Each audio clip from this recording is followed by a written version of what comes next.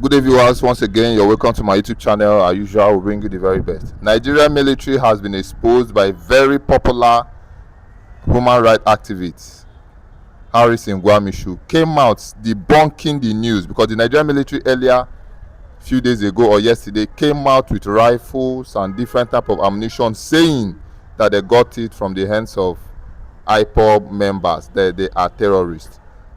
Then came the human rights activist Harrison, saying that it was all false and lie, that the news is fake, that those rifles and those ammunitions was gotten from the Fulani herdsmen and the kidnappers of people from the southeast of Nigeria. What would people have to say about this? Nigerian military. Biafra evangelist, what would you have to say? My brother, may God bless you. Thank God it's a weekend edition, Saturday to be precise. May the Lord bless you, the viewers, in the name of Jesus. I remember my humble self, Benjamin Johnson Ezesnachi, aka the Biafran evangelist. This thing is not the first time this thing has been happening. It has become a normal phenomenon to Nigeria. And I give God the glory, and may the Lord continue to bless that young man, Harrison, Mr. Harrison. May the Lord give you long life. At least for once coming out to speak the truth, for coming out to expose the military hatred towards the Biafrans. This thing has been happening for a very long time, not today, for years. The British are the founder and the founder of it. They have been using it against the Biafrans and against the Igbo people internationally, so that we will not get anything like a support and help regarding to what we are pushing. That's why in the world, even in Nigeria, whenever you mention Biafra, it's like you have mentioned a name that nobody intends to hear. You have mentioned devil. They see Biafra name as what? As a demonic, as a result of how Nigeria and the British painted it before the world.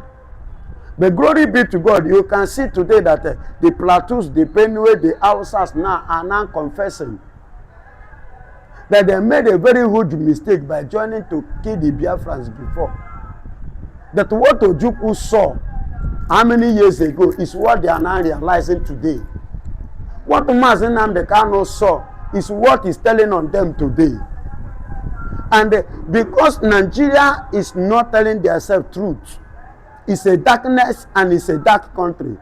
And let me tell you, any place that is full of darkness doesn't receive progress. You see why Nigeria remains set back and they remain at the back, while other nations, other countries are moving forward. If I tell you today, both economically, both military, both development and everything, Nigeria cannot match Burkina Faso again. Nigeria cannot match. When did the South Africa get their independence? 1991-94. Calculate it till now. How old? They are not up to even 50 years. But what is happening? Can you compare South Africa with Nigeria in all application? No. And Nigeria is still claiming the giant of Africa in a bunch of lies, in a bunch of evil. Today, Nigeria is collapsing, UK is collapsing, because they are birds of the same feather. They never stand up on the truth. And there is another thing. You can only try to bury truth, but you cannot bury truth. You can only try to bury it, but you cannot bury it. What am I saying? That truth that Ojukwu saw, Gowon is confessing it today, that their body accord have no problem. But the problem he had was the problem of the oil, the resources in the southeast. That was what prompted that Biafran war. The killing, the genocide that took place, over 5 million Biafrans, Igbos, were unalived in 1967 down to 1970. Beside the one that the late Muhammadu Buhari committed in 1970 in Delta, to be precise, when he called over 70,000 people. A whole village was ransacked in the name of coming to home meeting for unity. Late General Muhammadu Buhari, after that, wiped all of them because they came out to embrace that peace. They wiped all of them. in Delta in 1970. And all these things happened. British did not say anything. Nigeria covered it up to this very date. People are celebrating, including the West, the Yorubas. If you talk about Biafra now, you see most Yorubas, only few of them that understand that. And only few of them are speaking the truth, standing on that truth. But the rest, majority of them, because they did not know. And the Nigerian now painted it in other color, not the original form of the colors. So they now grow up with that hatred. When they hear Biafra, it becomes a poison in their brain. Why? That is how Nigeria have painted and the UK painted Biafra before the people. But glory be to God that today we are talking about Biafra. That today we are talking about Biafra in UK, talking about Biafra in Russia, talking about Biafra in United States of America. Even the congressmen today have taken it up to themselves, and it has become a discussion of the Congress in their own parliament.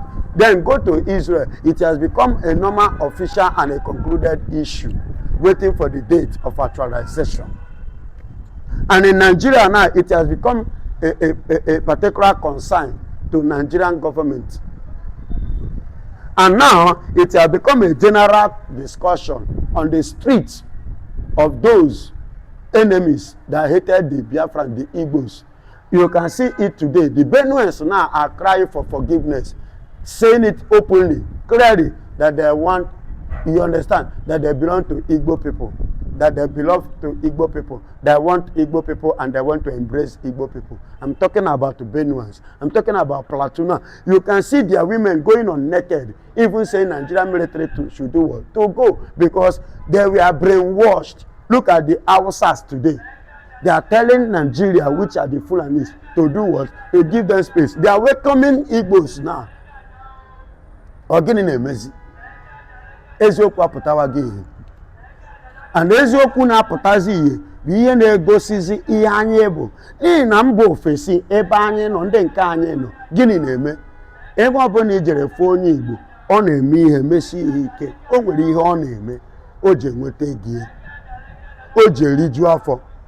Ọ na-ewerekwana ego ahụ nke ahụ ọ kpatara n'obodo ahụ o nwetara onwe ya, ọ fụrụ onwe ya, ọ nọ na-akpata ego ahụ, na-etinyekwe ka obodo ahụ na-aga n'ihu. Ihe mere obodo ji aga n'ihu, na-emepe emepe. Ọ ihe mere ha ji lechaa anya ga tinyewezi uche n'ihe a na-ekwu, matazie of a truth that these people, anyị abụrụ ha sị na anyị bụ na anyị dị iche. Now, Harrison have exposed Nigerian military. They went to Korerafo from kidnappers, Fulanis, their brothers, the people that they sent, because they are the one now. No, Nigeria doesn't have military again. The military we have now is Boko Haram, because they have killed all Nigerian military. Imagine a situation where Mba was, calling at this stage. Imagine a whole general calling at the stage whereby military is supposed to reinforce for his rescue. What happened? Because he's an Igbo man. Sidia Musa did not take any step until that man was killed by these people. And you collected the rifle that Nigerian government gave to them and used it to blackmail the Biafran, innocent souls, innocent people. And this thing is what they have been doing. They will go to East, or the Igbo people, youth, they will carry them. They will use those arms and place on their front, tagging them that they are using those arms.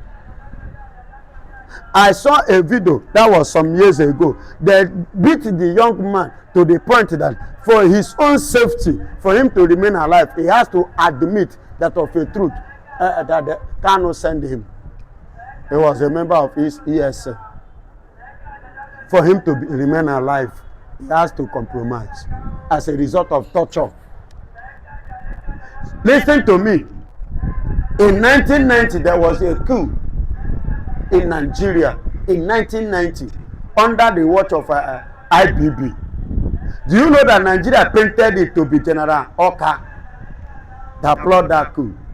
Whereas it was not General Oka, it was Major General Saleba that plotted that coup. And why that coup was not successful, because that very time they intend to divide Nigeria. When it was not successful was the Lieutenant Colonel Enyang, who disagreed with them, because the intention was to divide Nigeria, and which himself, Enyang, believed in one Nigeria. He did not believe in division of Nigeria. And that time, according to Enyang report, he said that they were going to blow Baja Bridge and that River Benue Bridge. They are going to break it and cut it into two.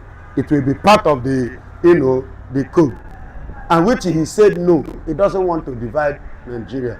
But in the media and in the face of the people, Nigerian military and Nigerian government twisted it that Oka was the one who plotted that coup, 1990.